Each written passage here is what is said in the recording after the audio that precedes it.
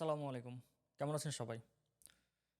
আজকে কথা বলবো ২১শে ফেব্রুয়ারি নিয়ে।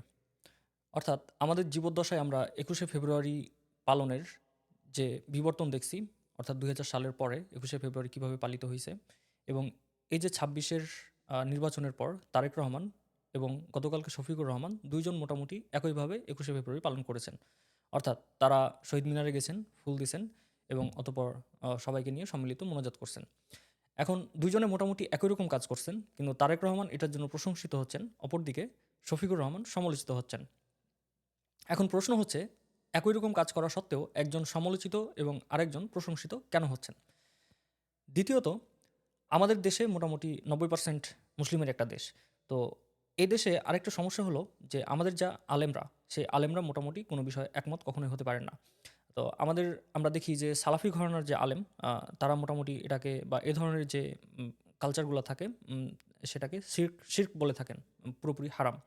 আর একই সাথে অন্য যারা আলেম আছেন তারা মোটামুটি কিছুটা সফট এবং ওনারা বলেন যে এটা না করা ভালো এবং করলে খারাপ। আবার কিছু, কিছু আলেম বলেন যে না, এটা সম্পূর্ণই এক ধরনের সামাজিক একটা ব্যাপার। সো এটা করাতে দোষের কিছু নাই। আমার মোটামুটি আমাদের বাংলাদেশী কালচার যেমন একটা আ হাইব্রিড ফরম্যাট, অর্থাৎ এখানে সব ধরনের মানুষ আছে, তারপরে সব ধরনের মন মানসিকতার মানুষ আছে। ঠিক আমার শিক্ষাগত ব্যাপারটাও এরকম একটা হাইব্রিড ধরনের। অর্থাৎ আমি ছোট বয়সে কওমি মাদ্রাসায় পড়াশোনা করছি। এরপরে আমি জেনারেল লাইনে অর্থাৎ এইচএসসি, তারপরে তো আমি ইউনিভার্সিটিতে এবং বর্তমানে দেশের বাইরে। সো আমার মোটামুটি সব রকম অবস্থা অর্থাৎ সব দিক থেকে ব্যাপারগুলাকে দেখার একটা সুযোগ হইছে। সো এই সুযোগটার সদ্ব্যবহার করে আমি আজকে চেষ্টা করব যে ২১শে ফেব্রুয়ারির যে ব্যাপারটা, সেটাকে আমি কিভাবে দেখছি, অর্থাৎ সার্বিকভাবে ব্যাপারটাকে কিভাবে দেখছি।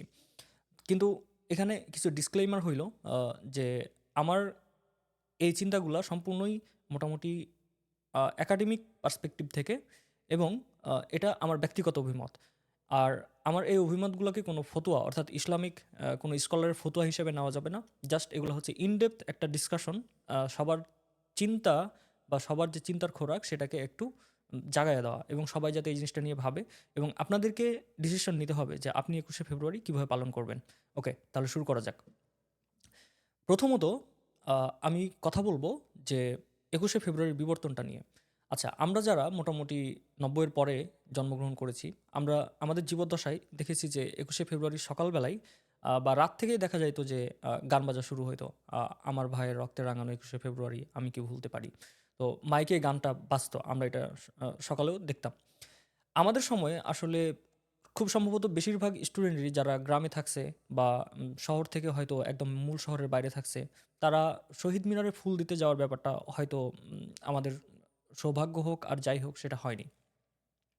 তো আমরা যেটা ২১শে ফেব্রুয়ারি আমরা ছুটি পাইছি। ছুটিতে সারাদিন বাসায় থাকছি, ফ্যামিলির সাথে সময় কাটাইছি, আব্বু-আম্মুর সাথে সময় কাটাইছি এরকম। আর গান শুনছি। আর সাথে, সাথে মাঝেমধ্যে স্কুলে বিভিন্ন ধরনের খেলাধুলার আয়োজন হইতো। সেই খেলাধুলার আয়োজনে আমরা যাইতাম। এনিওয়ে, এরপর আমরা দেখলাম শেখ হাসিনা আ যখন ক্ষমতায় আসলো। ক্ষমতায় আসার পর ২১শে ফেব্রুয়ারি এবং এই ধরনের যে স্মৃতিসৌধগুলো আছে, সেগুলাকে তিনি প্রত্যেকটা থানা, জেলা, উপজেলা এবং মোটামুটি স্কুল পর্যায়ে বিস্তৃত করে ফেললেন। তো এখন আমরা দেখি যে বাংলাদেশের মোটামুটি প্রত্যেকটা স্কুলে শহীদ মিনার আছে এবং এই শহীদ মিনার আ গুলাতে দেখা যায় যে ২১শে ফেব্রুয়ারিতে আগে স্কুলের শিক্ষকরা ছুটি পাইতেন। অর্থাৎ স্কুলে যাওয়াটা ম্যান্ডেটরি ছিল না। কিন্তু এখন শিক্ষকদেরকে স্কুলে অবশ্যই যেতে হয় এবং ২১শে ফেব্রুয়ারিতে তাদের ছাত্রছাত্রীদেরকে নিয়ে শহীদ মিনারে ফুল দেওয়া, তারপরে গান গাওয়া, তারপরে আরও বিভিন্ন ধরনের যে রিচুয়াল আছে সেইগুলা করতে দেখা যায়। এই তো মোটামুটি।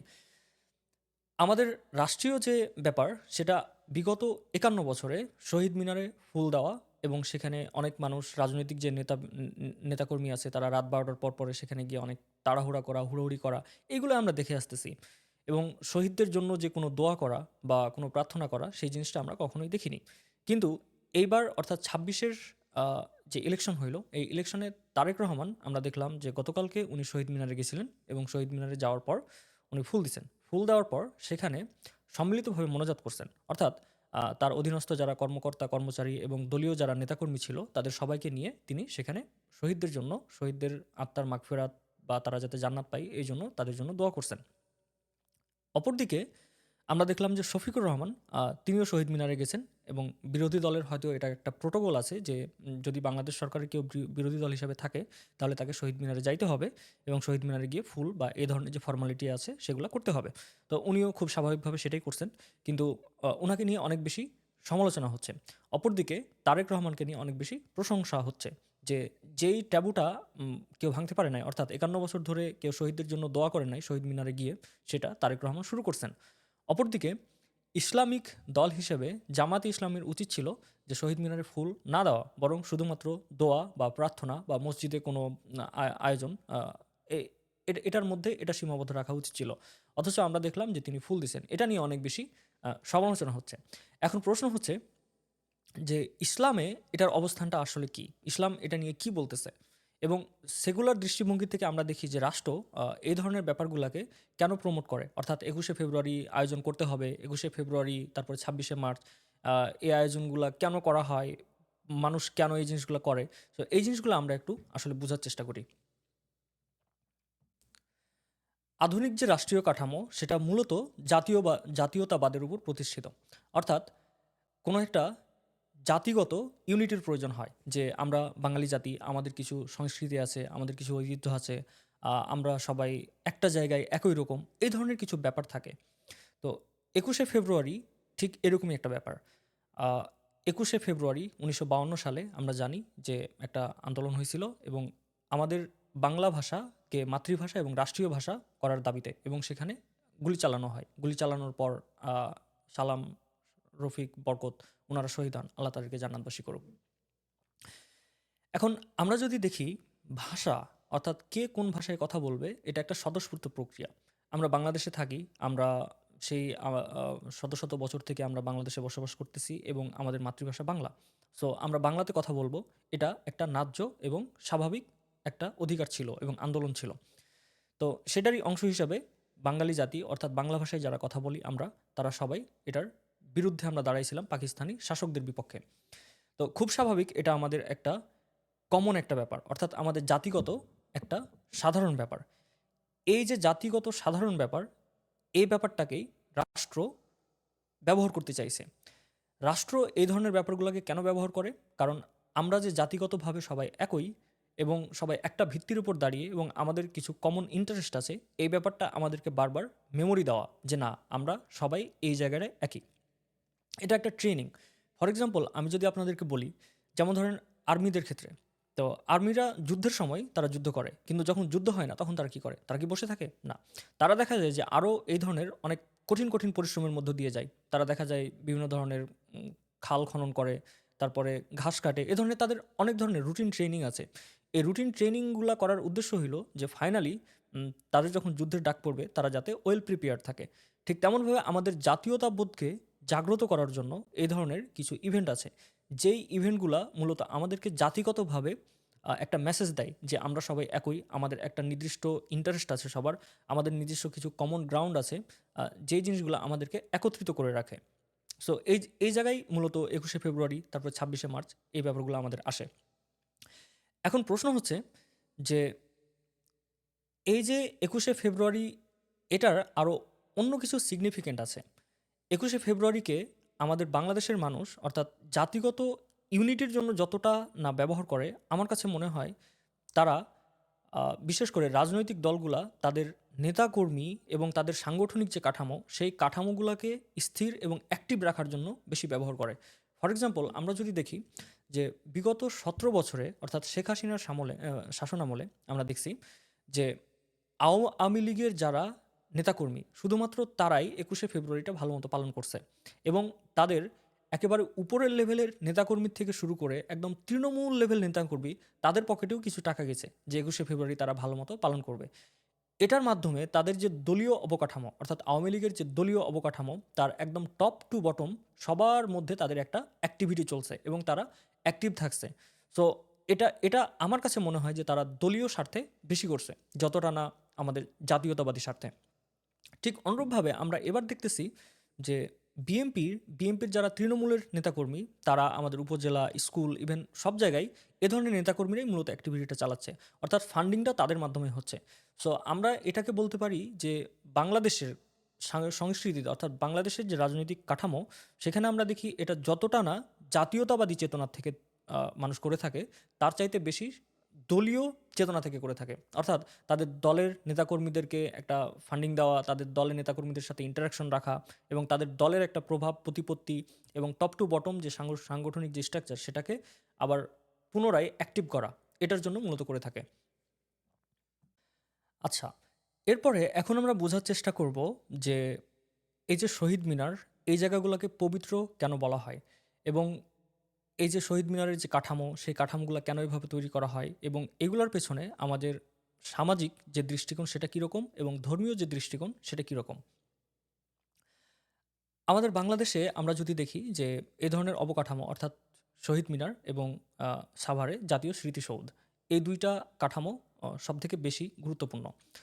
এখন এই কাঠামোগুলোকে প্রত্যেকটা এরপরে আমরা দেখেছি যে বঙ্গবন্ধুর বিভিন্ন ধরনের যে মুরাল সেগুলো তৈরি করা হয়েছে, এবং এটার মূলত দুইটা কাঠামোর দুইটা অংশ থাকে। একটা হচ্ছে বেদি, অর্থাৎ যেটার উপর মূল স্তম্ভটা তৈরি থাকে, আর দ্বিতীয় অংশ হচ্ছে যে স্তম্ভ। এখন এই যে বেদি, এই বেদিতে দেখা যায় যে এখানে লেখা থাকে যে পবিত্রতা, পবিত্র স্থান, পবিত্রতা মেনটেন করুন, এবং এখানে জুতা স্যান্ডেল নিয়ে ওঠা যাবে না। এখন এই ব্যাপারটা কোথা থেকে আসে? এই ব্যাপারটা আসলে একটা সামাজিক চুক্তি থেকে আসে। যেমন আমরা ধর্মীয়ভাবে আমরা যদি দেখি যে মসজিদ হচ্ছে একটা পবিত্র স্থান, তারপরে মক্কা আমাদের একটা পবিত্র স্থান। এখন ব্যাপার হচ্ছে যে ধর্মীয়ভাবে এই জিনিসগুলা আমাদেরকে, আমরা মানে আল্লাহর ইবাদত করি, সো আল্লাহ এটা ঠিক করে দিয়েছেন যে মক্কা আমাদের জন্য পবিত্র স্থান, আমরা মসজিদে গিয়ে চেষ্টা করব, সেটা আল্লাহ ঠিক করে দিয়েছেন। কিন্তু রাষ্ট্রের ক্ষেত্রে এ ধরনের পবিত্র স্থানগুলা রাষ্ট্র ঠিক করে দেয়, যে রাষ্ট্র আমাদেরকে শিখায় দেয়, রাষ্ট্র তার নিজের প্রয়োজনে আমাদেরকে শেখায়। কারণ রাষ্ট্র চায় যে আমরা সবাই ইউনাইট, অর্থাৎ একই থাকি, একটা একই মোটামুটি চিন্তা, একই ফিকির, মানে একই রকমভাবে চিন্তা করি, একই রকমভাবে ভাবি। এই যে জাতীয়তাবোধ, সেই জিনিসটা আমাদেরকে শেখানোর চেষ্টা করে। তো এই জন্য রাষ্ট্র আমাদেরকে শেখায় যে এই জায়গাটা পবিত্র, এবং এখানে আসলে আমরা এই শহীদদেরকে স্মরণ করি। সো এই জায়গাটা পবিত্র, এখানে পবিত্রতা মেনটেন করতে হয়।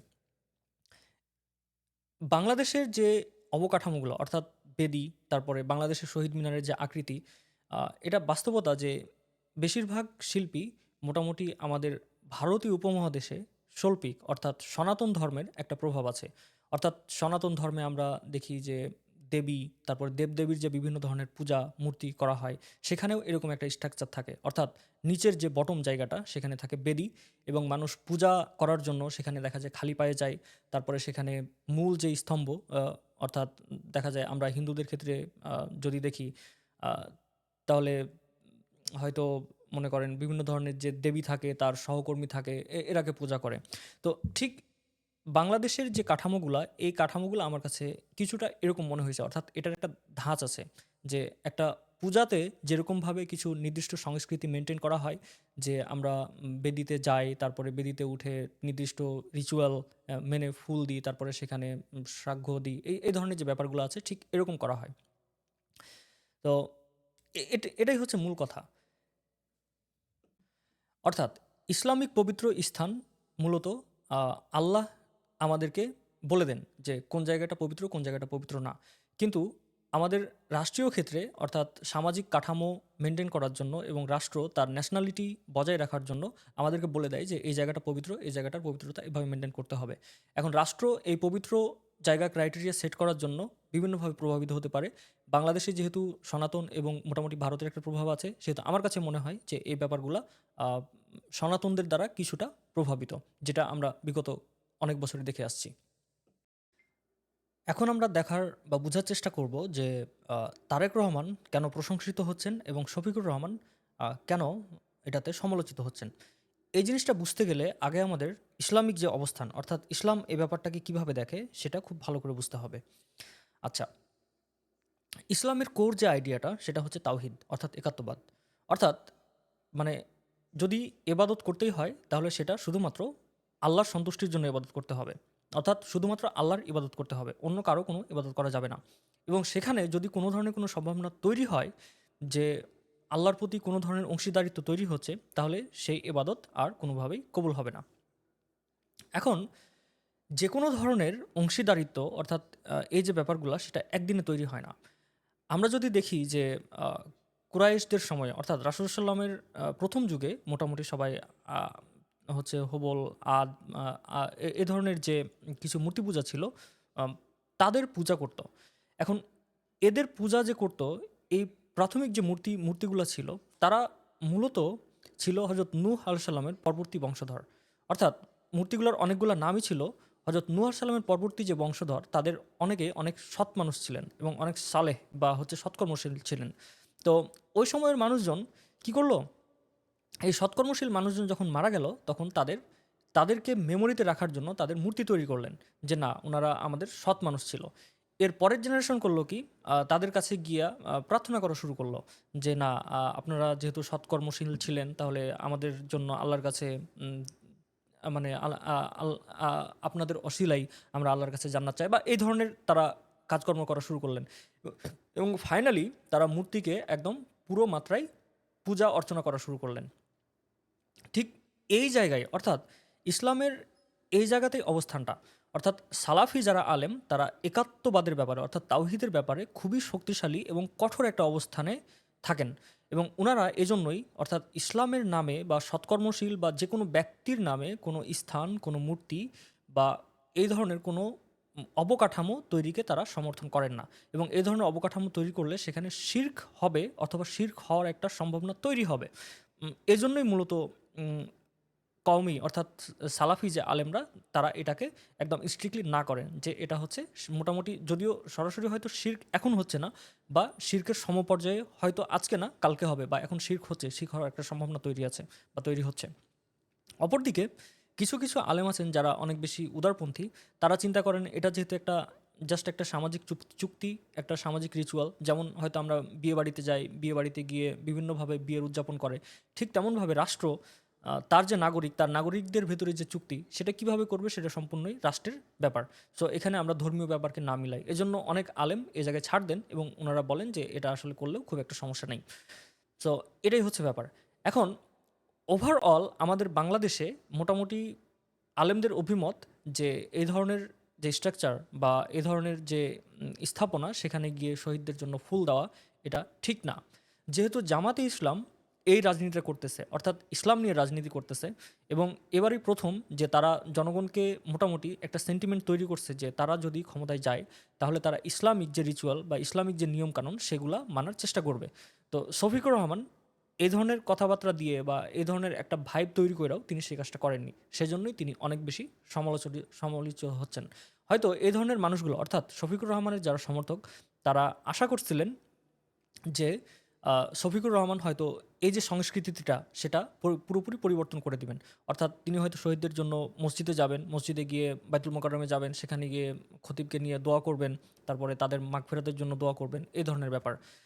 আর তারেক রহমান যে কারণে প্রশংসিত হচ্ছেন, তারেক রহমান একটা লিবারেল এবং মোটামুটি সেকুলার ধরনের মধ্যমপন্থী মানুষ। সো মানুষের অনেক বেশি আকাঙ্ক্ষা ছিল না যে তারেক রহমান এসে ইসলামিক কিছু নিয়ম কানুন তিনি তৈরি করবেন। কিন্তু আমরা দেখলাম যে তারেক রহমান মোটামুটি চেষ্টা করছেন যে আহ, সাধারণত যে জাস্ট ফুল দিয়ে সেখান থেকে চলে আসা, সেটা না করে তিনি শহীদদের জন্য দোয়া করছেন। সো শহীদদের জন্য দোয়া করা এটা একটা ইসলামিক সংস্কৃতির অংশ। এখন তাহলে প্রশ্ন হতে পারে যে, যেহেতু ইসলাম এ ধরনের অবকাঠামো তৈরি করাকে সাপোর্ট করে না এবং প্রতি বছর এই ধরনের অনুষ্ঠান করাকে সাপোর্ট করে না, তাহলে এটাকে ইসলামিক রিচুয়াল দিয়ে কিভাবে রিপ্লেস করা যায়? সেটা হইল হয়তো উম, ইসলামে আমরা দেখি যেমন বদর যুদ্ধের সময়, তারপরে মহরমের সময় আমরা রোজা রাখি। সো এই ধরনের, এবং ঈদের সময়, যদিও ঈদের ব্যাপারে রাসূলুল্লাহ সাল্লাম বলে দিচ্ছেন যে আমাদের জন্য দুইটা উৎসব। ঈদের আগে মক্কায় সাধারণত আরও দুইটা উৎসব তারা ভিন্ন দিবসে এ ধরনের উৎসব করে থাকতো। তো রাসূল সাল্লাম আমাদের জন্য এটা প্রবর্তন করছেন এবং তিনি ঈদটাকে, মানে বছরের এই দুইটা উৎসব আমাদের জন্য ঠিক করছেন।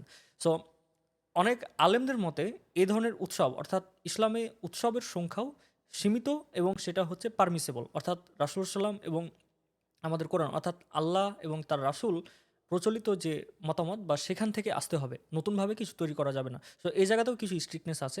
বাট এরপরেও মোটামুটি বেশিরভাগ আলেমের যে মতামত আমাদের বাংলাদেশে, যে হয়তো শহীদ দিবসে বা 21শে ফেব্রুয়ারি বা 26শে মার্চ বা 16ই ডিসেম্বরে যারা আমাদের জাতির জন্য তাদের আত্মত্যাগ করছেন, তাদের জন্য দোয়া করা, তাদের মাগফিরাত করা, আহ, এটার মধ্যেই মোটামুটি সীমাবদ্ধ রাখা উচিত।